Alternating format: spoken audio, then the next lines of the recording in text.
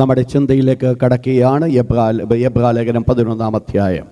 Hebrews chapter 11. എബ്രാലേഖനം 11-ാം അധ്യായം വിശ്വാസ വീരന്മാരെ കുറിച്ചാണ് നാം പഠിച്ചുകൊണ്ടേയിരിക്കുന്നത്. ഇന്ന് രാത്രിയിൽ അതിൻ്റെ 34-ാമത്തെ വാക്യം, 33 കൂടെ. വിശ്വാസത്താൽ അവർ രാജ്യങ്ങളെ അടക്കി, നീതി നടത്തി, വാഗ്ദത്തം പ്രാപിച്ചു, സിംഹങ്ങളുടെ വായടച്ചു. കഴിഞ്ഞ ദിവസം നമ്മൾ ചിന്തിച്ചുകൊണ്ടേയിരിക്കുന്നത് സിംഹങ്ങളുടെ വായടച്ചു, വിശ്വാസത്താൽ സിംഹങ്ങളുടെ വായടച്ചു. പ്രധാനമായിട്ട് നമുക്കറിയാം ആരെക്കുറിച്ച് ഇവിടെ പ്രതിപാദിക്കുന്നു. പ്രധാനമായിട്ട് ദാനിയേലിനെ ചൂണ്ടിക്കാണിക്കുന്നു. എന്താണ് കഴിഞ്ഞ ദിവസം ദാനിയേലിൻ്റെ ജീവിതത്തെക്കുറിച്ച് നമ്മൾ ചിന്തിച്ചു. അതിൻ്റെ ദാനിയേൽ പ്രവചനം 1-6 അധ്യായങ്ങൾ. അപ്പോൾ നമ്മൾ ആദ്യമായിട്ട് മനസ്സിലാക്കുവാൻ ഇടയായിത്തീർന്നത് ദാനിയേൽ എന്നുള്ള ക്യാരക്ടർ വേദപുസ്തകത്തിൽ വളരെയധികമായിട്ട് അനുഗ്രഹിക്കപ്പെട്ട ക്യാരക്ടറാണ്. പലരുടെയും ജീവിതത്തിൽ നല്ല രീതിയിൽ തുടങ്ങുകയും പിന്നെ ഇടയ്ക്ക് പരാജയം കടന്നു വന്നോ അവസാനം നല്ലതിലേക്ക് കടന്നു പോകുന്നതായിട്ട് നമ്മൾ കാണുന്നുണ്ട്. പലരുടെയും ജീവിതത്തിൽ നന്മയിൽ തുടങ്ങി അവസാനം പ്രശ്നങ്ങളിലേക്ക് കടന്നു വന്നോ അതോടുകൂടി അവസാനിച്ചിട്ടുള്ള ക്രിസ്തീയ ജീവിതത്തെ കാണുന്നുണ്ട്.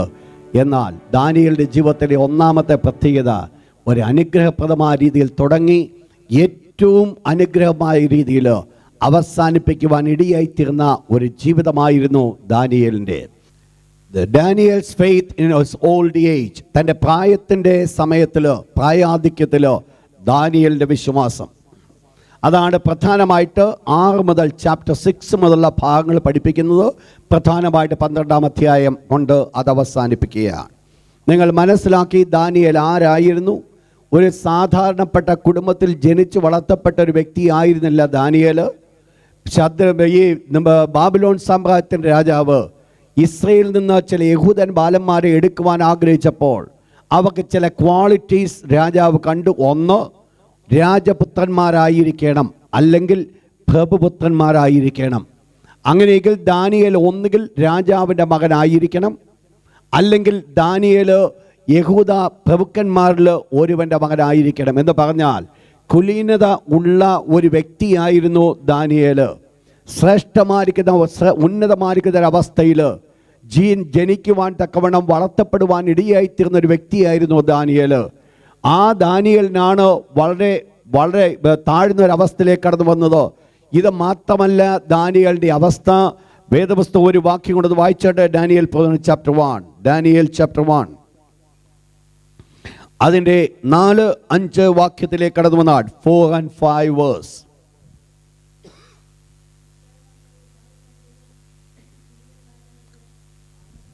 അപ്പോൾ അവരുടെ യോഗ്യത 7 യോഗ്യതകളെയാണ് നമ്മളവർ കാണുന്നത്. 1, അംഗഭംഗമില്ലാത്തവർ.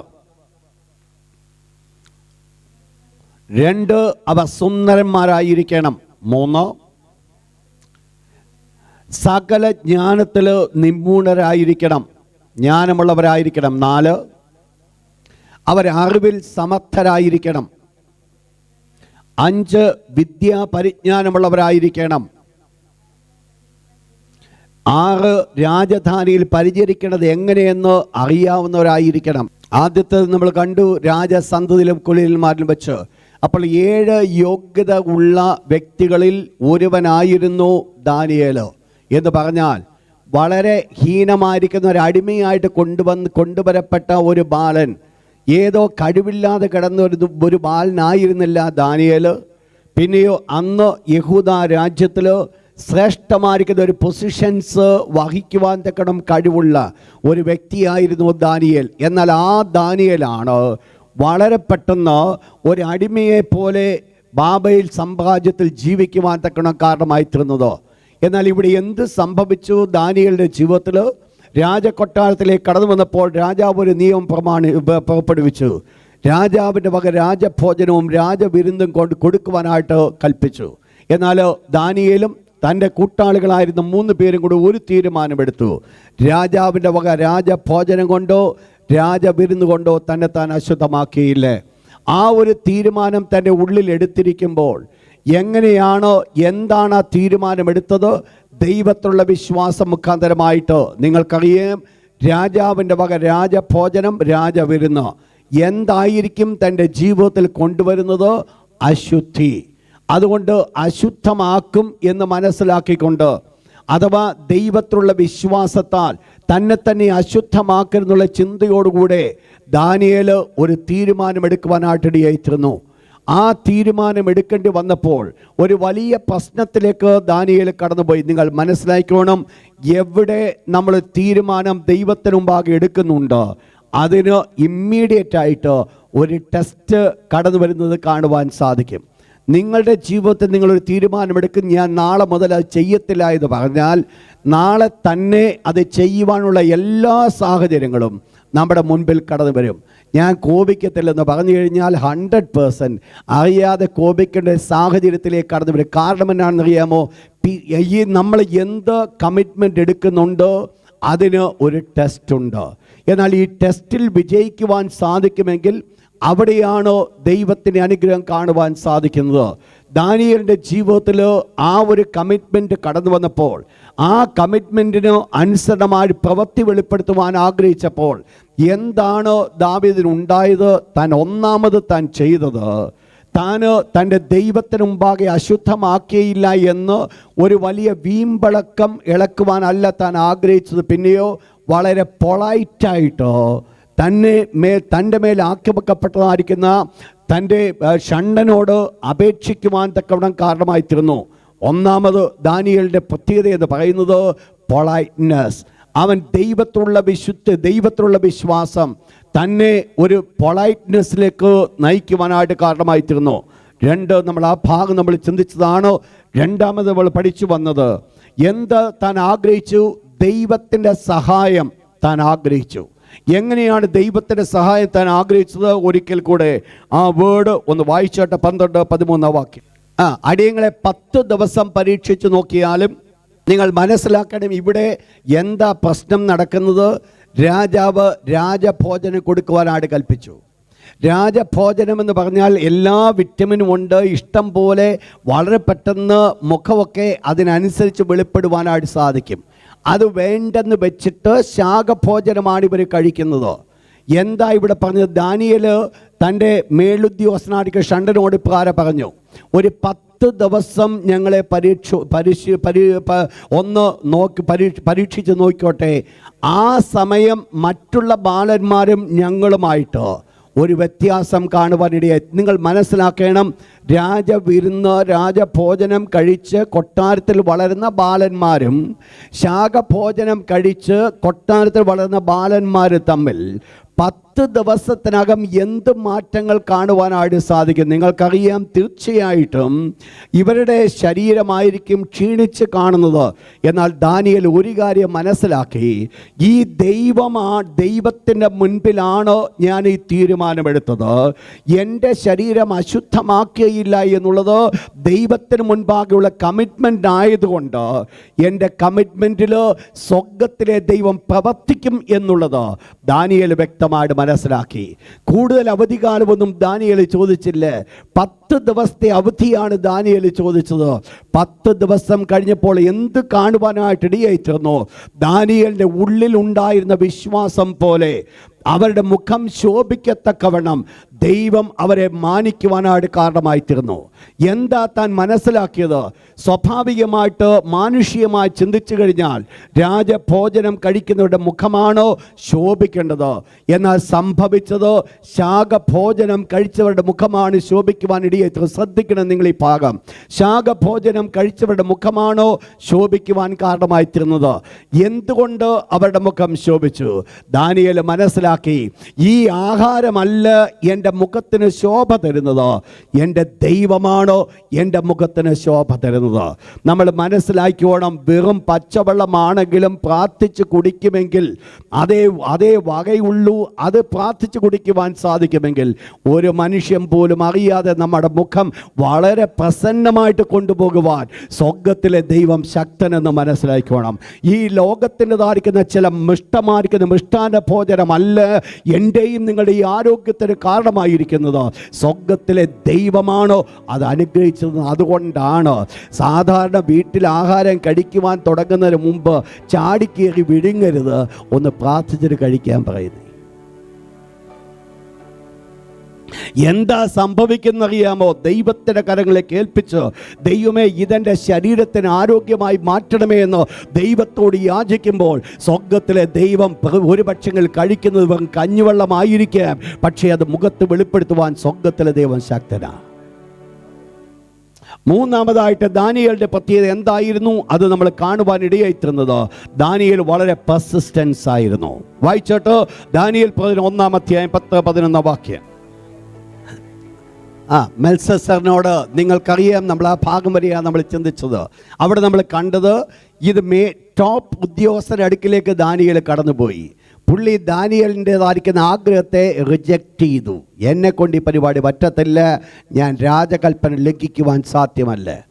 ഇതുകൊണ്ട് ദാനിയേൽ വിട്ടുകളഞ്ഞില്ല. ദാനിയേൽ ഒരു കാര്യം ചെയ്തു, ഈ തൻ്റെ ഇമ്മീഡിയറ്റ് ബോസിൻ്റെ അടുക്കിലേക്ക് ദാനിയേൽ കടന്നുപോയി. വലിയ ബോസ് തന്നെ തള്ളിക്കളഞ്ഞു, പക്ഷേ ഇമ്മീഡിയറ്റ് ബോസിൻ്റെ അടുക്കിലേക്ക് കടന്നു ചെന്നിട്ട് ഇമ്മീഡിയറ്റ് ബോസ് ആയിരിക്കുന്ന ബെൽസസറിനോട് ഒരു കാര്യം പറഞ്ഞു, നീ ഞങ്ങളെ 10 ദിവസം ഒന്ന് പരിശോധിച്ച് നോക്കിയേട്ടോ. എന്താ വിഷയം?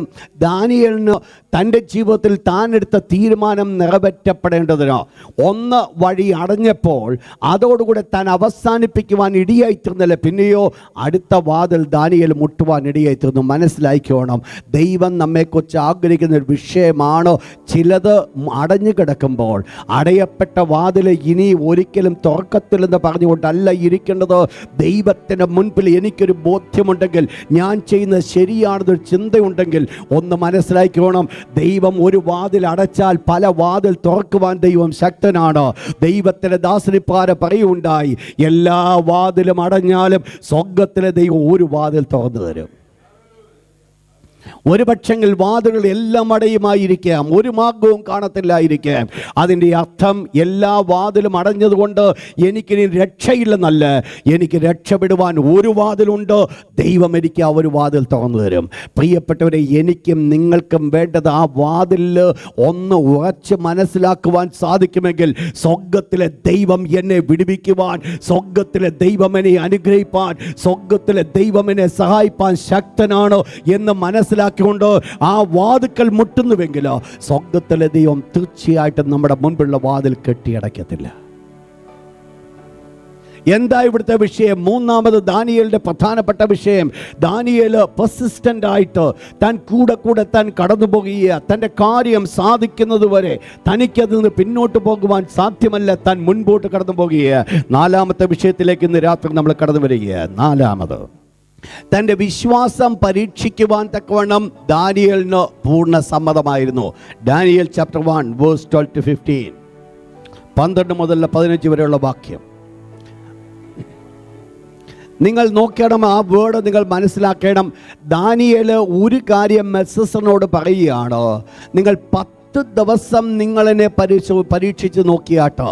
അപ്പോൾ ഗീവ് മീ 10 days. എന്താ ദാനിയേൽ പറഞ്ഞൊരു വിഷയമെന്ന്? ദാനിയേലിൻ്റെ ഒരു കാര്യത്തിൽ ഉറപ്പുണ്ട്, എൻ്റെ മുഖം ശോഭിക്കും എന്നുള്ളതിനെക്കുറിച്ച് ഒരു പൂർണ്ണമായിരിക്കുന്ന കൺഫർമേഷൻ ദാനിയേലിനുണ്ട്. ദാനിയേലിന് ഒരല്പം പോലും ഡൗട്ടില്ല. മറ്റവർ കഴിക്കുന്ന രാജഭോജനമാണോ, ഞാൻ കഴിക്കുന്നത് കഞ്ഞിവെള്ളമാണെങ്കിലും ദാനിയേലിന് ഒരു കാര്യം അറിയാം, 10 ദിവസം കൊണ്ട് ഞങ്ങളുടെ മുഖത്തെ ശോഭിപ്പിക്കുവാൻ തക്കവണ്ണം ഈ സ്വർഗത്തിലെ ദൈവം ശക്തനാണെന്ന് മനസ്സിലാക്കിയ ദാനിയേൽ ഒരു കാര്യം പറഞ്ഞു, നിങ്ങൾ വേണമെങ്കിലും ഒന്ന് പരീക്ഷിച്ച് നോക്കിയോ, നിങ്ങൾ എന്നെ ഒന്ന് ടെസ്റ്റ് ചെയ്തു. നമ്മളായിരുന്നെങ്കിൽ പലപ്പോഴും നമ്മൾ ഈ ഒരു ടെസ്റ്റിങ്ങിന് നമ്മൾ വില്ലിങ് ആകത്തില്ല. നടക്കുമോ ഇല്ലയോ, മറ്റവർ കഴിക്കുന്ന രാജവിരുന്ന, ഞാൻ കഴിക്കുന്ന കഞ്ഞിവെള്ളമാണ്, പക്ഷേ ഈ കഞ്ഞിവെള്ളവും രാജവിരുന്നും കൂടെ കഴിക്കുമ്പോൾ എങ്ങനെയാണ് വ്യത്യാസം കാണുന്നത്? ഇങ്ങനൊരു വലിയൊരു ക്വസ്റ്റ്യൻ മാർക്ക് നമ്മുടെ ഉള്ളിൽ കടന്നു വരും. പക്ഷേ ദാനിയേലിൻ്റെ ജീവിതത്തിൽ യാതൊരു സംശയമില്ല, ഈ ദാനിയേൽ ഒരു ടെസ്റ്റിന് വേണ്ടി ദാനിയേൽ ഒരുക്കപ്പെടുക, ഒരു ടെസ്റ്റ് ചെയ്യാനായിട്ട് ദാനിയേലിന് നിർബന്ധിതനാകുക. ദാനിയേൽ ആഗ്രഹിക്കുക, നിങ്ങളെന്നെ പരീക്ഷിച്ച് നോക്കിയോ. നിങ്ങൾ മനസ്സിലാക്കണം, ഇങ്ങോട്ടല്ല ഈ ടെസ്റ്റ് കൊണ്ടത് വന്നത്, ദാനിയേൽ അങ്ങോട്ട് കൊണ്ട് പ്രസൻറ്റ് ചെയ്യുക. ദാനിയേൽ അങ്ങോട്ടാ വിളിക്കും, നിങ്ങളെന്നെ ഒന്ന് പരീക്ഷിച്ച് നോക്കുക, നിങ്ങളെന്നെ ഒന്ന് പരിശോധിച്ച് നോക്കുക, 10 ദിവസം നിങ്ങളെന്നെ ഒന്ന് പരീക്ഷിച്ച് നോക്കുക, എന്നിട്ട് നിങ്ങൾ മനസ്സിലാക്കുക ദൈവത്തിൻ്റെ കരങ്ങൾ. പ്രിയപ്പെട്ടവരെ, ഇതൊരു വലിയ അനുഗ്രഹമാണ്. കാരണം എന്നാണെന്നറിയാമോ? ദൈവത്തെക്കുറിച്ച് ചില കാര്യങ്ങൾ മനസ്സിലാക്കിയതായിരിക്കും ദാനിയേൽ. ആ മനസ്സിലാക്കിയ വിഷയത്തിന് വേണ്ടി തന്നെ തന്നെത്താനൊന്ന് ഏൽപ്പിച്ചു കൊടുത്തുകൊണ്ട് ഒന്ന് പരീക്ഷിക്കുവാൻ തക്കവണ്ണം മറ്റുള്ള മുമ്പിൽ ഒരു ഒരു ഒരു ഒരു വഴി ഇട്ട് കൊടുക്കുന്നു എന്ന് പറയുന്നത് ദൈവത്തിൻ്റെ മഹത്വം വെളിപ്പെടുത്തുവാൻ അത് വളരെ മതിയായതാ. നിങ്ങൾ മനസ്സിലാക്കേണ്ട ഒരു കൊച്ചു കാര്യമല്ല ഇവിടെ ചെയ്യുന്നത്. ഇവിടെ ചെയ്യുന്നത് പരസ്യമായിട്ടൊരു വെല്ലുവിളിക്ക് വേണ്ടി ദാനിയേൽ ഒരുക്കപ്പെടുക. ദാനിയേലിനറിയാം സ്വർഗ്ഗത്തിലെ ദൈവം എന്നെ ശക്തനാക്കുവാൻ തക്കവണ്ണം മതിയായതാണ്. അത് മനസ്സിലാക്കിക്കൊണ്ട് ദാനിയേൽ ആ വെല്ലുവിളിക്ക് ഒരുങ്ങിയെങ്കിൽ നിങ്ങൾ മനസ്സിലാക്കണം, ആ പ്രത്യേകമായിരിക്കുന്ന പരീക്ഷയിൽ വിജയിക്കുവാൻ ഇടയായിത്തീർന്നത് ദാനിയേല. ഒരല്പം പോലും ദാനിയേലിന്റെ പരാജയപ്പെട്ട് കടന്നു വന്നിട്ടില്ല. പരാജയം ദാനിയേലിന്റെ ആ ജീവിതത്തിൽ ആവശ്യമില്ലായിരുന്നു. പിന്നെ എന്ത് ദാനിയേൽ മനസ്സിലാക്കി? താൻ മനസ്സിലാക്കിയതുപോലെ ദൈവത്തിൻ്റെ പ്രവർത്തനങ്ങൾ വെളിപ്പെടുവാൻ തക്കണം ദാനിയേലിന് സാധ്യമായി. ശ്രദ്ധിച്ചോണേ നിങ്ങൾ, നമ്മൾ വിശ്വസിക്കുന്ന ദൈവം എന്ത് ചെയ്യുവാൻ സാധിക്കും എന്ന് എനിക്കും നിങ്ങൾക്കൊരു ബോധ്യമുണ്ടെങ്കിൽ വെല്ലുവിളിച്ചുകൊണ്ട് നടക്കുവാനല്ല ഞാൻ പറയുന്നത്. എൻ്റെയും നിങ്ങളുടെയും മനസ്സിൽ അല്ലെങ്കിൽ ഉള്ളിൽ അത് വിശ്വാസമായി പരിണമിക്കണം. എൻ്റെ ദൈവം ഇതാണ് എനിക്ക് വേണ്ടി ചെയ്യുന്നത്. ദൈവം അത് ആഗ്രഹിക്കുക. ഇതെന്താണ് അതിൻ്റെ പ്രവർത്തനം എന്ന് പറയുന്നത്? വിശ്വാസത്തിൻ്റെ ഒരു പ്രവർത്തനമാണ്. ഞാൻ ഓർക്കുന്നുണ്ട്, ഞങ്ങൾക്ക് മൂന്നാമത് കുഞ്ഞിനെ കുറിച്ച് നിങ്ങൾക്കറിയാം. ഞാൻ അവനെ കൊണ്ട് മഫർഗ് ഹോസ്പിറ്റലിൽ കൊണ്ടുപോയി ഓപ്പറേഷൻ ചെയ്യുവാൻ ഇടയായിത്തീർന്നു. ഓപ്പറേറ്റ് ചെയ്യുവാൻ ഇടയായിത്തീർന്നില്ലെങ്കിലും ഓപ്പറേഷൻ ഒന്നും ചെയ്യുവാൻ ഇടയായിത്തീർന്ന് തിരിച്ച് ക്ലോസ് ചെയ്ത് അവൻ്റെ ഒരു എക്സ്റേ കൊണ്ട് എല്ലാ ദിവസവും ഇടുമായിരുന്നു. രാവിലെ എടുത്ത് ഒരു എക്സ്റേ എടുക്കും. ഞാൻ അന്നേരം നോക്കുമ്പോൾ അവൻ്റെ ചെസ്റ്റിൻ്റെ ഫ്ലൂയിഡ് ഫോം ചെയ്യുന്നൊക്കെ ഞാൻ കാണാറുണ്ട്. അത് ആ പർട്ടിക്കുലർ മാർക്ക് എനിക്കറിയാമായിരുന്നു. പക്ഷെങ്കിൽ ഓരോ ദിവസങ്ങളും ഞാനാണ് അന്ന് നൈറ്റിൽ ഹോസ്പിറ്റലിൽ ഇരിക്കുന്നത്. ആ ഹോസ്പിറ്റലിൽ ഇരിക്കുന്ന സമയത്ത് അന്ന് നെക്സ്റ്റ് രാവിലെ വെളുപ്പിനെ കാണുമ്പോൾ ആ കുഞ്ഞിൻ്റെതായിരിക്കുന്ന ആ ഫ്ലൂയിഡ് ഫോം ചെയ്ത ലെവല് ഞാൻ മനസ്സിലാക്കുമ്പോൾ എന്തോ എനിക്കറിയത്തില്ല, ഞാൻ അവിടെ വെച്ച് പ്രാർത്ഥിക്കുവാൻ തുടങ്ങി. ദൈവം എൻ്റെ ഉള്ളിൽ വിശ്വാസമായി കാണിക്കുവാൻ തുടങ്ങി. കുഞ്ഞെ ഇത്രയും അവൻ്റെ കുറഞ്ഞു. അടുത്ത ദിവസം രാവിലെ എഴുന്നേറ്റ് എക്സ്റേ എടുത്ത് വരുമ്പോൾ ഞാൻ കാണുന്നത് എൻ്റെ മനസ്സിൽ കണ്ടതുപോലെ ആ ലെവൽ കുറഞ്ഞിരിക്കുക. അതിനടുത്ത ദിവസം ഡോക്ടേഴ്സ് എന്നോട് പറയുണ്ടായി, കുഞ്ഞിനെ ജീവനോടുകൂടെ നീ കൊണ്ടുപോകത്തില്ലെന്ന്. പക്ഷേ സംഭവിച്ചത് 4 ദിവസം കഴിഞ്ഞപ്പോൾ എൻ്റെ വണ്ടിയിൽ ഞാൻ അവനെ വീട്ടിൽ കൊണ്ടുവന്നു. അവൻ മരിച്ചു എന്നുള്ളത് സത്യമാണെങ്കിൽ തന്നെയും ഞാൻ ഒന്ന് മനസ്സിലാക്കി, എൻ്റെ ഉള്ളിൽ ദൈവം ആ ഒരു ഫെയ്ത്ത് തന്നതിനനുസരണമായിട്ട് അടുത്ത ദിവസം രാവിലെ ഞാൻ നോക്കുമ്പോൾ അവൻ്റെ കണ്ടീഷൻസ് മാറ്റപ്പെട്ടുകൊണ്ടിരിക്കുന്നത് ഞാൻ കാണുവാനിടയായിത്തീർന്നു. ഞാൻ പറഞ്ഞത് വന്നത് എന്നാണെന്നറിയാം, നമ്മുടെ ഉള്ളിൽ ദൈവം നമുക്ക് വേണ്ടി എന്ത് ചെയ്യുന്നുവെന്നുള്ള ബോധ്യം എനിക്കും നിങ്ങൾക്ക് ഉള്ളിൽ ഉണ്ടെങ്കിൽ, അത് വിശ്വാസ കണ്ടുകൊണ്ട് കാണുവാൻ സാധിക്കുമെങ്കിൽ, നാളെ സംഭവിക്കുവാൻ പോകുന്നത് അക്ഷരികമായിട്ട് അത് തന്നെയായിരിക്കും സംഭവിക്കുവാൻ പോകുന്നത്. കണ്ടു കഴിഞ്ഞിട്ട് വിശ്വസിക്കാമെന്ന് നല്ല ദൈവമക്കൾ മനസ്സിലാക്കേണ്ടത്, കാണുന്നതിന് മുമ്പ് വിശ്വസിക്കുവാൻ സാധിക്കുമെങ്കിൽ നാളെ ഇതാണ് സംഭവിക്കുവാൻ പോകുന്നത്, ദൈവത്തിൻ്റെ കരങ്ങൾ ഇവിടെയാണ് പ്രവർത്തിക്കുവാൻ പോകുന്നത് എന്ന് നിങ്ങൾക്കത് കാണുവാൻ സാധിക്കുമെങ്കിൽ സ്വർഗ്ഗത്തിലെ ദൈവത്തിൻ്റെ കരങ്ങൾ കാണുമെന്നുള്ളതിന് യാതൊരു സംശയമില്ല. സ്വർഗ്ഗത്തിലെ ദൈവം ഇപ്രകാരം കൽപ്പിക്കുകയുണ്ടായി. മലാഖി പ്രവചനത്തിൽ ദൈവം ഇപ്രകാരം കൽപ്പിച്ച ഒരു വേർഡ് ഇതാണോ, നിങ്ങൾ ദശാംശം ദൈവത്തിൻ്റെ ആലയത്തിലേക്ക് കൊണ്ടുവരുവേൻ, ഞാൻ സ്വർഗ്ഗത്തിൻ്റെ കിളിവാതിൽ നിങ്ങൾക്ക് തുറന്നു തന്നോ, നിങ്ങളെ വീണ്ടും അനുഗ്രഹിക്കുകയില്ലയോ? ഇതിനാൽ നിങ്ങളെ പരീക്ഷിപ്പീൻ. ദൈവം വെല്ലുവിളിക്കുക, നിങ്ങളെന്നെ പരീക്ഷിച്ച് നോക്കാനോ, നിങ്ങളെന്നെ ഒന്ന് പരിശോധിച്ച് നോക്കുക. നിങ്ങളുടെ ദശാംശം ദൈവത്തിൻ്റെ ആലയത്തിൽ കൊണ്ടുവരുന്നെങ്കിൽ സ്വർഗ്ഗത്തിൽ കിളിവാതിൽ നിങ്ങൾക്ക് വേണ്ടി തുറന്നു തരും. പക്ഷെങ്കിൽ പലപ്പോഴും നമുക്കത് മനസ്സില്ലാത്തത് കൊണ്ട് സ്വർഗ്ഗത്തിൽ കിളിവാതിൽ നമുക്ക് വേണ്ടി അടയ്ക്കപ്പെടുകയാണ്.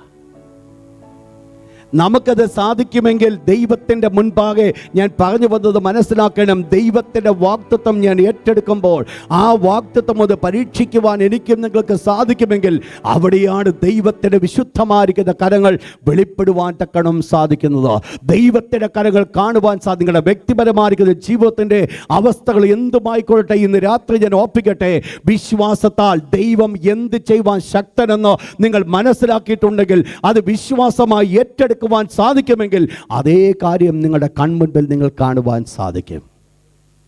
കർത്താവായ യേശു ഇപ്രകാരം പറഞ്ഞ് വിശ്വസിച്ചുകൊണ്ട് ഈ മലയോട് നീങ്ങിപ്പോക എന്ന് പറഞ്ഞാൽ അത് അപ്രകാരം തന്നെ സംഭവിക്കും. ഒരു കുറവും വരത്തില്ല. എന്താ എൻ്റെയും നിങ്ങളുടെ ഉള്ളിൽ വിശ്വാസമാണ് ആവശ്യമായിരിക്കുന്നത്. ദാനിയേൽ ഒരു കാര്യം വിശ്വസിച്ചുകൊണ്ട് പറഞ്ഞു, നിങ്ങൾ നോക്ക്, 10 ദിവസം നിങ്ങൾ കഞ്ഞിവെള്ളം എന്താ, എൻ്റെ ഭാഷയാണ്, 10 ദിവസം നിങ്ങൾ ഈ കഞ്ഞിവെള്ളം എന്താ, നിങ്ങൾ എന്നിട്ട് എൻ്റെ മുഖം നോക്കാൻ പറഞ്ഞു അങ്ങോട്ട് ഏൽപ്പിച്ചു കൊടുത്തപ്പോൾ 10 ദിവസം കൊണ്ട് കണ്ടത് രാജവിരുന്ന് കഴിച്ചതിനേക്കാൾ മുഖം ശോഭമായിട്ട് കണ്ടു. ശ്രദ്ധിക്കണം ഈ വേർഡ്. ദൈവത്തിൻ്റെ വാഗ്ദത്തങ്ങൾ എത്ര ഉണ്ടെങ്കിലും ദൈവത്തിൻ്റെ ദാസനിപ്പാര പറയുന്നു, കൊരിന്ത്യർക്കെഴുതിയ 2 കൊരിന്ത്യർക്കെഴുതിയ പൗലോസ് അപ്പോസ്തലൻ പറയുന്നു, ദൈവത്തിൻ്റെ വാഗ്ദത്തങ്ങൾ എത്രയുണ്ടെങ്കിലും അവൻ ഉവ്വ് എന്ന് മാത്രമേ ഉള്ളൂ. അതുകൊണ്ട് ഞങ്ങളാൽ ദൈവത്തിന് മഹത്വം വരുമാറ് അവൻ ആമേനും തന്നെ. ദൈവത്തിൻ്റെ വാഗ്ദത്തങ്ങൾക്ക് ആമേൻ പറയുവാൻ സാധിക്കുമെങ്കിൽ അതാണ് ദൈവത്തിൻ്റെ വാഗ്ദത്തങ്ങൾ പുട്ടിൻ്റെ ടെസ്റ്റ്. ഒരു പരീക്ഷയിലേക്ക് ദൈവത്തിൻ്റെ വാഗ്ദത്തം വിട്ടുകൊടുക്കുന്നത് വെറുതെ വിടല്ലേ. എനിക്കും നിങ്ങളുടെയും സാഹചര്യങ്ങൾക്കനുസൃതമായിട്ടുള്ള വാഗ്ദത്തങ്ങൾ സ്വർഗ്ഗത്തിലെ ദൈവത്തിൻ്റെ വചനത്തിൽ തന്നിട്ടുണ്ട്.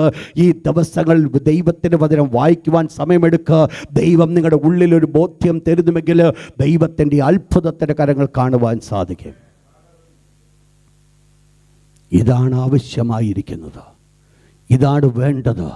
ദൈവത്തിൻ്റെ കരങ്ങൾ പ്രവർത്തിക്കുക. എന്താ സംഭവിച്ചത്? ദാനിയേലിൻ്റെ ജീവിതത്തിൽ വിശ്വാസത്തെ ഒന്ന് ടെസ്റ്റ് ചെയ്യുവാൻ തക്കണം ദാനിയേൽ ഏൽപ്പിച്ചു കൊടുക്കുക. അതുകൊണ്ട് ദാനിയേൽ പരാജയപ്പെട്ടിട്ടില്ല, ദാനിയേൽ വിജയാളിയായത് മാത്രമല്ല, മറ്റുള്ളവരെക്കാൾ മുഖം ശോഭിച്ചുവെന്ന് മാത്രമല്ല, നമ്മൾ കഴിഞ്ഞ ആഴ്ച കൊണ്ട് അവസാനിപ്പിച്ച ഇപ്രകാരമായിരുന്നു.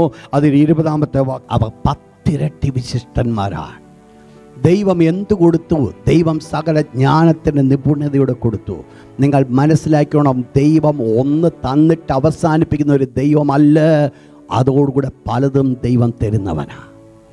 ദൈവത്തിന് വേണ്ടി ഒരു സ്റ്റെപ്പ് എടുക്കുമ്പോൾ ദൈവം അതോടുകൂടെ കണ്ണടച്ച് കളയുന്ന ഒരു ദൈവമല്ല. പിന്നെയോ ദൈവം സമർത്ഥമായിട്ട് അനുഗ്രഹിക്കുന്നു.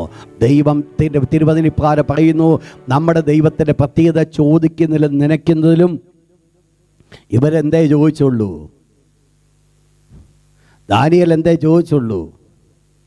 എൻ്റെ മുഖം ഒന്ന് ശോഭിക്കണം. സ്വർഗത്തിലെ ദൈവം ചെയ്യണമായത് മുഖം ശോഭിപ്പിച്ചങ്ങ് വിട്ടാൽ മതിയായിരുന്നു. സ്വർഗത്തിലെ ദൈവം ഒരു കാര്യം കൂടെ ചെയ്തു. എന്തുവാ? സകല ജ്ഞാനത്തിൻ്റെ നിപുണത. കൊട്ടാരത്തുള്ള സകല വ്യക്തി ജീവിതങ്ങളെ സംബന്ധിച്ച് എല്ലാവരെയും രാജാവ് നോക്കിയപ്പോൾ ഈ 4 പേരുടെ ജീവിതത്തിൽ കണ്ട ഒരു പ്രത്യേകത, മറ്റുള്ള എല്ലാവരെക്കാൾ 10 ഇരട്ടി വിശിഷ്ട. ദൈവത്തിൻ്റെ വചനം 10 എന്ന് പറയുന്നത് ആക്ച്വലി അതിൻ്റെ 10 ഇരട്ടി എന്ന് പറയുന്നത് 10 എന്നുള്ളതല്ല, പിന്നെയോ അത് ഒത്തിരി അനുഗ്രഹിക്കപ്പെട്ടു, ഒത്തിരി അതിനെ കമ്പയർ ചെയ്യുവാൻ സാധ്യമല്ലെന്നുള്ളതാണ്. അപ്പോൾ എന്ത് സംഭവിച്ചു? ഇത്രമാത്രം ശ്രേഷ്ഠമായി തീരുവാൻ തക്കവണ്ണം എന്താ കാരണമായി തീർന്നത്? ദാനിയേലിന് ദൈവത്തിലുണ്ടായിരുന്ന വിശ്വാസം. എന്തായിരുന്നു? ഈ രാജവിരുന്നു കൊണ്ട് ഞാൻ എന്നെ തന്നെ ശ്രദ്ധിക്ക്. തീരുമാനം എന്തുവാ? ഒരു ചെറിയ തീരുമാനം. അതിൻ്റെ പരിണിത ഫലം എന്തുവായിരുന്നു? രാജ്യത്തുള്ള സകല വ്യക്തികളെക്കാൾ ഉയർത്തുവാനായിട്ട് കാരണമായി തീർന്നത്. ഓത്തോണം പലപ്പോഴും എടുക്കുന്ന സ്റ്റെപ്പ് ചെറുതായിരിക്കും, അതിൻ്റെ പരിണിത ഫലങ്ങൾ വളരെ വലുതായിരിക്കും. എന്താ ദാനിയേലിൻ്റെ വിശ്വാസം? മുൻപോട്ട് ഞാൻ കടന്നു പോകട്ടെ. ഇന്ന് ദൈവം അനുവദിക്കുന്നെങ്കിൽ ദാനിയേലിൻ്റെ വിശ്വാസത്തെ അവസാനിപ്പിക്കുവാൻ ഞാൻ ആഗ്രഹിക്കുന്ന അതിൻ്റെ 6-ാം അധ്യായത്തിലേക്ക് കടന്നു വന്നാൽ അതാണ് നമ്മുടെ ചിന്തയ്ക്ക് കാരണമായി തീരുന്നത്. 6-ാം അധ്യായം അതാണ് എബ്രായ ലേഖനകർത്താവ് ഇപ്രകാരം പറയുന്നത്, വിശ്വാസത്താൽ എന്ത് ചെയ്തു? അവർ സിംഹങ്ങളുടെ വായടച്ചു. അപ്പോൾ സ്വർഗത്തിലെ ദൈവം ദാനിയേലിന് സിംഹക്കുഴിയിലോട്ട് വീഴ്ത്തപ്പെട്ടപ്പോൾ ദാനിയേലിൻ്റെ സ്വർഗത്തിലെ ദൈവം ഈ സിംഹത്തിൻ്റെ വായ അടക്കിയല്ല ചെയ്തത്. സിംഹത്തിൻ്റെ വായ അടയ്ക്കാൻ തക്കണം അതിന് പിന്നിലൊരു കാരണമുണ്ടായിരുന്നു. എന്തായിരുന്നു കാരണം? 6-ാം അധ്യായം അതിൻ്റെ 23-ാമത്തെ വാക്യം, വേഴ്സ് 23. Underline that portion. അവൻ തൻ്റെ ദൈവത്തിൽ വിശ്വസിച്ചിരുന്നത് കൊണ്ട് അവന് യാതൊരു കേടും പറ്റിയതായി കണ്ടില്ല. ആ പോർഷൻ അണ്ടർലൈൻ ചെയ്താട്ട്. അവൻ ദൈവത്തിൽ വിശ്വസിച്ചിരുന്നത് കൊണ്ട് അവന് യാതൊരു കേടും പറ്റിയതായി കണ്ടില്ല. അപ്പോൾ നമ്മൾ മനസ്സിലാക്കണം, ദാനിയേലിനെ സിംഹക്കുഴിയിലിട്ടപ്പോൾ ദാനിയേൽ ഈ സിംഹമെന്നെ കടിച്ച് കൊല്ലും എന്ന് ചിന്തിച്ചുകൊണ്ടല്ല സിംഹക്കുഴിയിലേക്ക് വീണത്. വേദപുസ്തകം പറയുന്നു, ദാനിയേൽ തൻ്റെ ദൈവത്തിൽ വിശ്വസിച്ചിരുന്നത് കൊണ്ട് എന്ത് സംഭവിച്ചില്ല? ഒരു കുറ്റവും ഒരു കുറവും വരുവാനിടയായി തീർന്നിട്ടില്ല, ഒരു ദോഷവും കടന്നു വരുവാനിടയായി തീർന്നില്ല. അങ്ങനെയെങ്കിൽ ദാനിയേലിൻ്റെ വിശ്വാസം എന്തായിരുന്നു? എന്തുവായിരുന്നു ദാനിയേലിൻ്റെ വിശ്വാസം? ഞാൻ അങ്ങോട്ട് വീണാലും എന്ത് സംഭവിക്കത്തില്ല? സിംഹത്തിൻ്റെ കുഴിയിലോട്ടാ ഇടാൻ പോകുന്നത്. പക്ഷേ ദാനിയേലിന് ഒരു കാര്യം അറിയാം, ഞാൻ അങ്ങോട്ട് വീഴ്ത്തപ്പെട്ടാൽ തന്നെ എനിക്ക് ഒരു ദോഷം ഉണ്ടാകത്തില്ല. നിങ്ങൾ മനസ്സിലാക്കണം, ദൈവമാണ് സിംഹത്തിൻ്റെ വായ അടച്ചു എന്നുള്ളത് സത്യമാണോ? ദൈവം സിംഹത്തിൻ്റെ വായ അടയ്ക്കുവാനുള്ള കാരണം എന്തായിരുന്നു? ദാനിയേലിൻ്റെ വിശ്വാസം. മനസ്സിലാക്കണം, ദാനിയേൽ വിശ്വസിക്കുവാൻ കാരണമായി തീർന്നത് കൊണ്ട് ദൈവം സിംഹത്തിൻ്റെ വായ അടയ്ക്കുവാനായിട്ട് കാരണമായി തീർന്നു. വീഴ്ത്തപ്പെട്ട് കഴിഞ്ഞപ്പോൾ സ്വർഗ്ഗത്തിലെ ദൈവം ഒരു പ്രവൃത്തി വെളിപ്പെടുത്തിയതല്ല സിംഹത്തിൻ്റെ വായ അടപ്പിച്ചത്. പിന്നെയോ വീഴ്ത്തപ്പെടുന്നതിന് മുമ്പ് ദാനിയേലിന് പൂർണ്ണമായിരിക്കുന്ന ബോധ്യമുണ്ടായിരുന്നു, ഈ സിംഹം എനിക്കൊരു കേടും വരുത്തുകയില്ല. എന്താ ദാനിയേലേ നിനക്കുള്ള ഈ ബോധ്യത്തിൻ്റെ കാരണമെന്നാ? എന്താ നിനക്ക് ഇത്ര വലിയ വിശ്വാസത്തിന് കാരണം? എന്താ കാരണം? നിങ്ങൾക്കറിയാം, ദാനിയേൽ സിംഹക്കുഴിയിൽ വീഴ്ത്തപ്പെടുവാൻ കാരണമായി തീർന്നത് ഒരു പ്ലോട്ടാ, ഒരു മറ്റുള്ളവരെ തൻ്റെ നേരെ വെച്ചതായിരിക്കും ഉപായത്താലാണ് ദാനിയേൽ സിംഹക്കുഴിയിൽ വീഴുവാൻ കാരണമായി തീർന്നത്. രാജാവ് വളരെയധികമായിട്ട് ആഗ്രഹിച്ചു ദാനിയേലിനെ രക്ഷിപ്പാൻ. ബാബേൽ സാമ്രാജ്യത്തിൽ 127 വരെ പ്രധാന ദേശാധിപതിമാരും അവരുടെ മേൽ 3 വിശിഷ്ടന്മാരുമായിട്ട് രാജാവ് ആ രാജ്യത്തിൻ്റെ നിയമത്തെ ഒന്ന് മാറ്റി തീർത്തപ്പോൾ ആ 3 പേരിൽ ഏറ്റവും ഉന്നതന്മാരായി തീർന്ന 3 പേരിൽ ഒരുവനായിരുന്നു ദാനിയേൽ. പ്രസിഡന്റ് എന്നുള്ള ലെവലിൽ നിൽക്കത്തക്കവണ്ണമുള്ള യോഗ്യതയിലേക്ക് 3 പേരിൽ ഒരുവനായിരിക്കും ദാനിയേലിനെ ഉയർത്തുവാൻ ആഗ്രഹിച്ചപ്പോൾ രാജാവിൻ്റെ സെക്കൻഡ് ഇൻചാർജ്, കുറച്ച് കാലം മുമ്പ് 3 പേരായിരുന്നു രാജാവിന് റിപ്പോർട്ട് കൊടുക്കേണ്ടിയിരുന്നത്. അല്പം കൂടെ കഴിഞ്ഞപ്പോൾ രാജാവ് മാറ്റി. രാജാവ് ദാനിയേലിനെ വിശിഷ്ടനായി കണ്ടിട്ട് തൻ്റെ നേരെ കീഴിലേക്ക് കൊണ്ടുപോകാൻ ആഗ്രഹിച്ചപ്പോഴാണ് മറ്റുള്ളവർക്ക് കണ്ണുകടി ഉണ്ടായി. ശ്രദ്ധിച്ചോണം, ദൈവമക്കൾ അനുഗ്രഹിക്കപ്പെടുമ്പോൾ ദൈവമക്കൾ അല്ലാതിരിക്കുന്നവർക്ക് ചില കണ്ണുകടിയൊക്കെ ഉണ്ടാകും. പക്ഷെ ഒരു കാര്യം മനസ്സിലാക്കിക്കോണം, ഈ കണ്ണുകടി കൊണ്ട് ഉള്ള അനന്തര ഫലം നമ്മുടെ നാശമല്ല, കണ്ണ് കടിച്ചവൻ്റെ നാശം തന്നെ സംഭവിക്കുന്നത്. നമുക്കതൊരു പ്രമോഷനായിരിക്കും, നമുക്കതൊരു അനുഗ്രഹമായിരിക്കും. എന്താ ദാനിയേലേ നിൻ്റെ ജീവിതത്തിൻ്റെ പ്രത്യേകത എന്താ? നിനക്കെന്താ ഇത്രമാത്രം ഉറപ്പിൻ്റെ കാരണമെന്ന്? ദാനിയേലിൻ്റെ ജീവിതത്തിന് 2 പ്രാധാന്യതകളിലേക്ക് ഞാൻ കടന്നു വരട്ടെ. വായിച്ചോട്ട് 6-ാം അധ്യായത്തിൻ്റെ 22-ാമത്തെ വാക്യം. സിംഹങ്ങൾ എനിക്ക് കേടുവരുത്താതിരിക്കേണ്ടതിന് എൻ്റെ ദൈവം എന്ത് ചെയ്തു? അപ്പോൾ സിംഹത്തിൻ്റെ വായ അടച്ചത് ആര് തന്നെയാ? സ്വർഗ്ഗത്തിലെ ദൈവം. പക്ഷെങ്കിൽ താഴത്തെ വാക്യത്തിലേക്ക് കടന്നു വന്നാട്ട് നെക്സ്റ്റ് വേഴ്സ്, അവൻ്റെ സന്നിധിയിൽ ഞാൻ കുറ്റമില്ലാത്തവൻ. ഇതാണ് ദാനിയേലിൻ്റെ കോൺഫിഡൻസിൻ്റെ കാരണം. ഇതാ, സിംഹം എനിക്ക് കേടുവരുത്തത്തില്ല എന്ന് ദാനിയേൽ മനസ്സിലാക്കിയതിൻ്റെ കാരണം അതാ. എന്താ കാരണമായിരുന്നത്? ഒന്ന്, അവിടെ പറയുന്നു, രാജാവേ അവൻ്റെ മുൻപിലും ഞാൻ കുറ്റമില്ലാത്ത. ആരുടെ മുൻപിൽ? ഒന്ന് ചിന്തിച്ച് നോക്ക് ദാനിയേലിൻ്റെ ഈ ഒരു വേർഡ്. ഈ ലോകത്തിൽ ഇസ്രായേൽ മക്കൾ പാപം ചെയ്ത് ഇപ്പോൾ അടിമത്വം കീഴിൽ കിടക്കുന്ന ഇസ്രായേൽ മക്കളുടെ കൂട്ടത്തിൽ ഒരുവനായിരിക്കുന്ന ദാനിയേലിന് പറയുവാൻ ഒന്നുണ്ട്. ഈ ജനം മുഴുവൻ പാപം ചെയ്ത് കിടക്കുകയാണെങ്കിൽ തന്നെയും സ്വർഗ്ഗത്തിലെ ദൈവത്തിന് മുൻപിൽ ഞാനും എൻ്റെ ദൈവമായിരിക്കുന്ന ബന്ധത്തിൽ ഞാൻ ആരാ? ശ്രദ്ധിക്കണേ, ഞാൻ ഈ പറയുന്ന വേർഡ്, ലോകം മുഴുവൻ പാപത്തിന് കീഴിൽ കിടന്നാലും നിങ്ങൾക്ക് എനിക്ക് കുറ്റമില്ലാത്തവരായി ജീവിക്കാൻ സാധിക്കും. പലപ്പോഴും നമ്മൾ ചിന്തിക്കുന്നതിൻ്റെ സാഹചര്യം ശരിയാകാത്തത് കൊണ്ടാണ് ഞാനിങ്ങനെയൊക്കെ പോകുന്നത്. തെറ്റാതെ നമ്മുടെ സാഹചര്യം എന്തും ആയിക്കൊള്ളട്ടെ, ആ സാഹചര്യത്തിൽ കുറ്റമില്ലാത്തവരായി ജീവിക്കുവാൻ സാധിക്കും എന്ന് വെളിപ്പെടുത്തുന്ന ഒരു വ്യക്തിയായിരുന്നു ദാനിയേൽ. എന്താ സംഭവിച്ചത്? ദാനിയേലിന് ധൈര്യമായിട്ട് പറയുകയാണ്, എൻ്റെ ദൈവമേ, എൻ്റെ ദൈവത്തിന് മുൻപിലോ ഞാൻ കുറ്റമില്ലാത്തവൻ എന്ന് പറഞ്ഞാൽ എൻ്റെ ഭാഷയിൽ ഞാൻ ഇങ്ങനെ പറയും, അഥവാ വേദപുസ്തകത്തിൻ്റെ ഭാഷയിൽ ഇങ്ങനെ പറയും, ദാനിയേലിന് ദൈവമായിട്ട് എന്തുണ്ടായിരുന്നു? നല്ല ഒരു നിരപ്പ്, റിക്കൺസിലിയേഷൻ. ദൈവത്തിൻ്റെ അടുക്കിലേക്ക് കടന്നു ചെല്ലുവാൻ തക്കവണ്ണം യാതൊരു ഭയവും ദാനിയേലിനില്ല. ദൈവത്തിൻ്റെ അടുക്കിലേക്ക് കടന്നു പോകാനുള്ള എല്ലാ ഫ്രീഡവും ദാനിയേലിനുണ്ട്. ഏത് സമയത്തും അബ്ബാ പിതാവേ എന്ന് വിളിച്ചുകൊണ്ട് കടന്നു ചെല്ലുവാനായിട്ട് സാധിക്കും. കാരണം ദാനിയേലിൻ്റെ ജീവിതത്തിൽ ദൈവത്തിൽ തന്നെ അന്യപ്പെടുത്തുന്നതായിരിക്കുന്ന യാതൊന്നും ദാനിയേലിൻ്റെ ജീവിതത്തിലില്ല.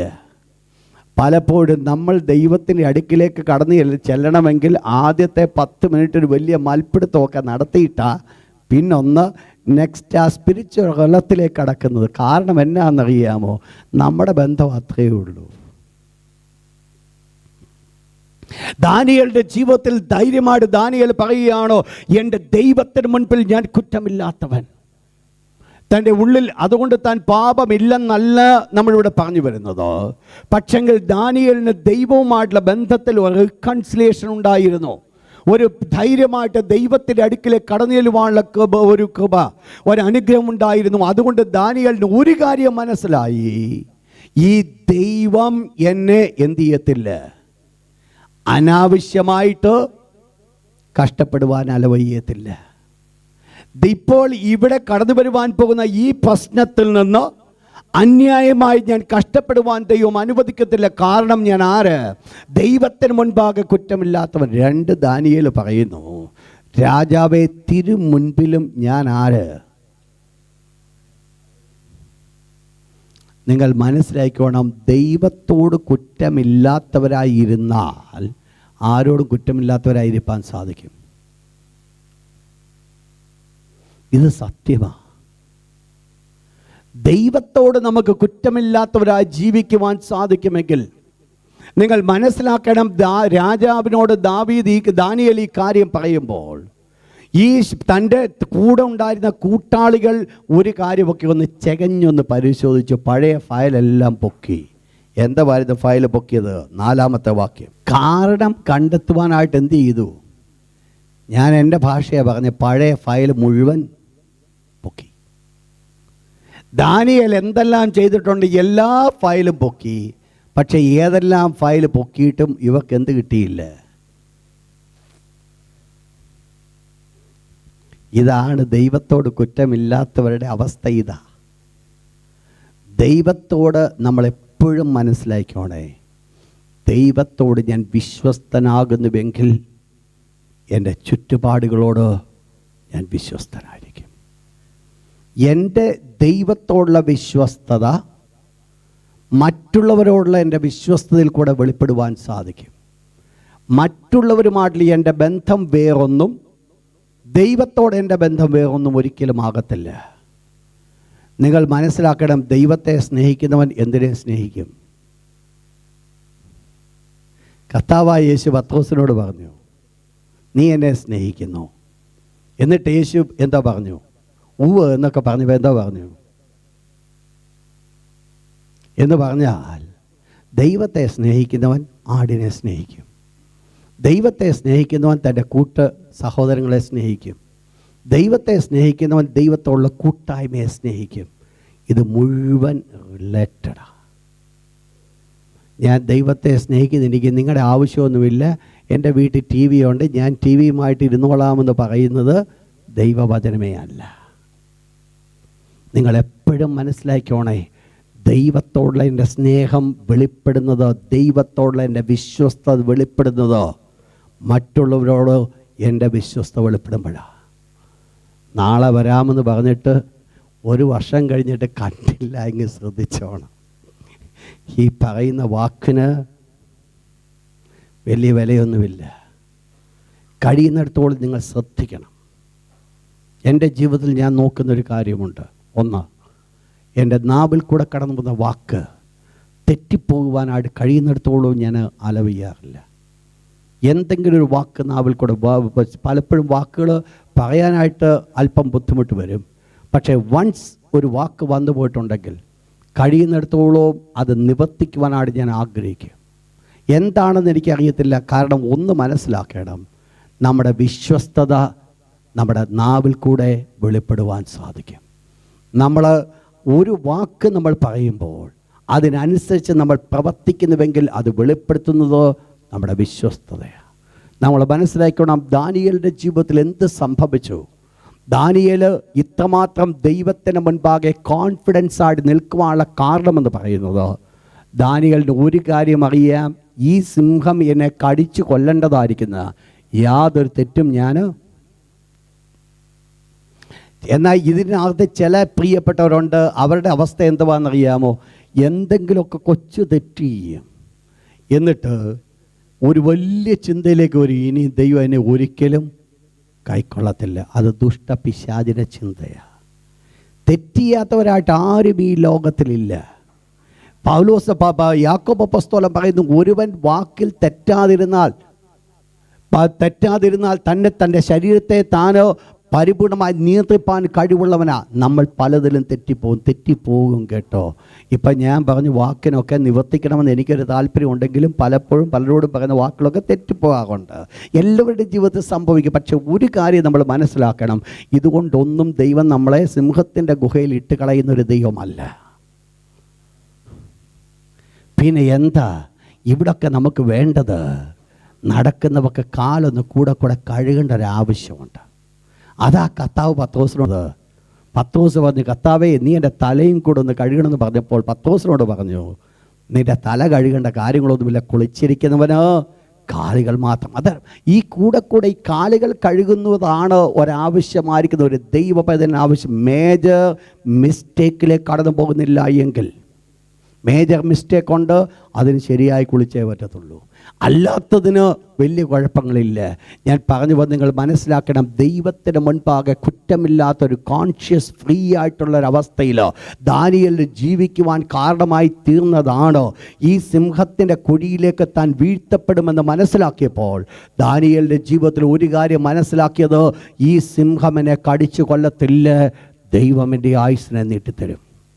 നിങ്ങൾ ഒരു സത്യം മനസ്സിലാക്കണം, ഒരു ദൈവ പൈതലായിട്ട് ഈ ലോകത്തിൽ ജീവിക്കുന്നുവെങ്കിൽ അവൻ മരിക്കുന്നതിന് ചില ദിവസങ്ങൾക്ക് മുമ്പെങ്കിലും ദൈവം അവന് വെളിപ്പെടുത്തി കൊടുക്കും, കുഞ്ഞേ നീ എൻ്റെ അടുക്കിലേക്ക് വരാൻ പോവാ.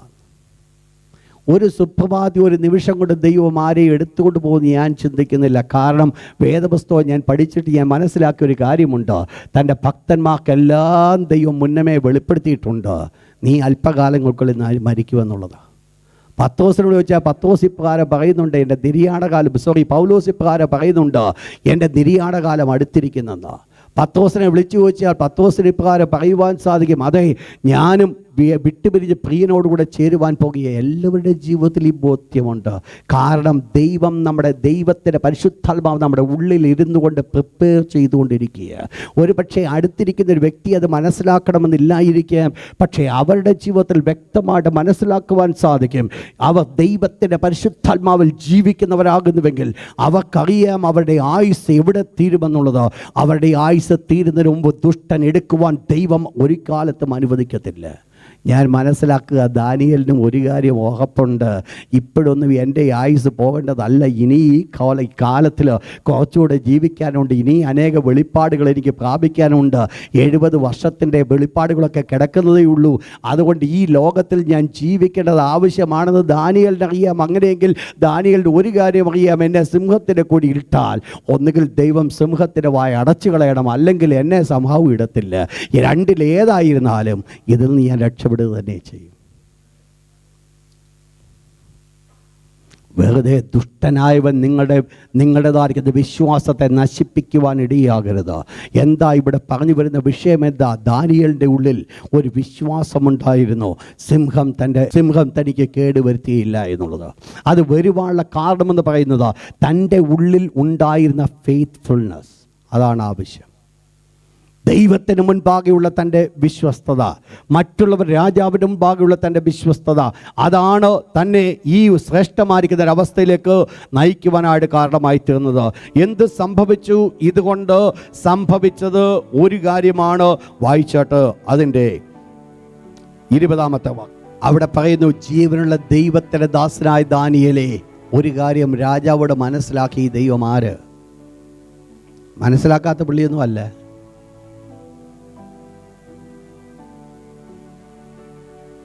ഈ കഴിഞ്ഞ നാളുകളൊക്കെ ചരിത്രം നമ്മൾ പഠിച്ചു നോക്കിയാൽ ഇവർക്ക് മനസ്സിലാക്കാനുള്ള ഇഷ്ടം പോലെ സാഹചര്യമുണ്ട്. ഇതിന് മുൻപുണ്ടായിരുന്ന ഒരു രാജാവിനെയാ എന്ത് ചെയ്തത്? പുലതീറ്റിയത്. ഇതൊക്കെ അറിയാമെങ്കിലും എന്ത് സംഭവിച്ചു മനസ്സിലാക്കാതിരിക്കുന്ന ഒരു രാജാവ്. പക്ഷേ ഈ രാജാവിൻ്റെ നാവിൽ കൂടെ ഒരു കാര്യം കടന്നു വന്നു, ഈ ദൈവം ആര്? ജീവനുള്ള ദൈവം. എന്ത് സംഭവിച്ചു?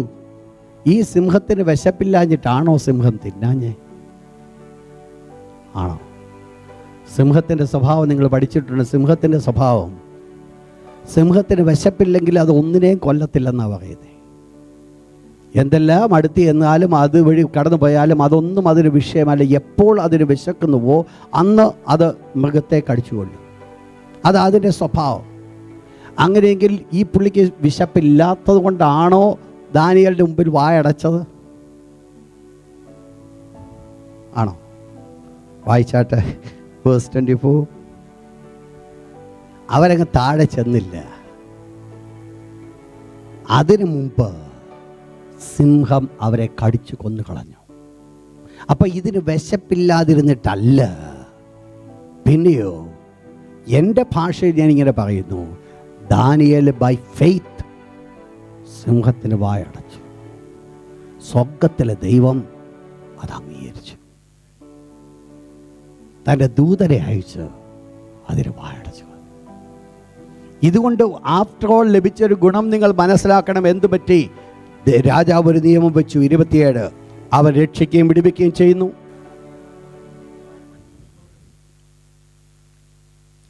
അതിന് 26 വേഴ്സ് 26 ആദ്യ ഭാഗം, എൻ്റെ രാജ്യാധിപത്യത്തിൽ ഉൾപ്പെട്ട, ഇതാണ് അവസാനം ഔട്ട്കം.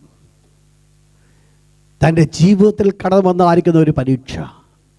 സ്വർഗത്തിലെ ദൈവത്തിന് മുൻപിൽ വിശ്വാസത്തോടുകൂടെ ദാനിയേൽ നിന്നത്, ദാനിയേലിൻ്റെ മാത്രമല്ല ഒരു അനുഗ്രഹമായത്, പിന്നെയോ തൻ്റെ ഭാവി തലമുറയ്ക്ക് അതൊരു വലിയ അനുഗ്രഹമായി. രാജാവ് ഒരു പുതിയ നിയമം വെക്കുവാൻ തക്കവണ്ണം കാരണമായി തീർന്നു. ദൈവത്തിൻ്റെ പ്രവൃത്തി വെളിപ്പെടുത്തി. അണ്ടർലൈൻ ദാറ്റ് വേഴ്സ്, നീ ഇടപെടാതെ സേവിച്ചു വരുന്ന നിന്റെ ദൈവം നിന്നെ വിടുവിക്കും. ഒരു ജാതീയ രാജാവ് പറഞ്ഞു കൊടുക്കുന്ന ഒരു വിഷയമായത്. ഞാൻ ഓർപ്പിക്കട്ടെ, ദൈവത്തോട് നമുക്ക് അനുദിനം ഒരു ബന്ധമുണ്ടെങ്കിൽ നമ്മുടെ ഏത് പ്രശ്നത്തിലും ദൈവം നമ്മെ വിടുവിക്കും. നീ ഇടപെടാതെ സേവിച്ചു വരുന്ന നിന്റെ ദൈവം നിന്നെ വിടുവിക്കും. ഒന്നിൽ പോലും നാം വീഴ്ത്തപ്പെടത്തില്ല. നിങ്ങൾ ശ്രദ്ധിച്ചോണം, നമ്മുടെ ജീവിതത്തിൽ എന്താ വേണ്ടത്? ഒരു പതിവ്, ദൈവത്തോടുകൂടെ ചേർന്ന് ബന്ധപ്പെട്ട് മുൻപോട്ട് പോകേണ്ട ഒരു പതിവ്. അതുണ്ടെങ്കിൽ ദൈവത്തിൻ്റെ കരങ്ങൾ കാണുവാൻ സാധിക്കും. 5-മത്തത് ദാനിയേലിൻ്റെ പ്രത്യേകത, മനുഷ്യനെ അല്ല ദൈവത്തെ അനുസരിപ്പാൻ ദാനിയേൽ ആഗ്രഹിച്ചു. നമുക്കെല്ലാവർക്കും നമ്മുടെ കണ്ണുകളെ അടയ്ക്കാം, പ്രാർത്ഥിക്കാം.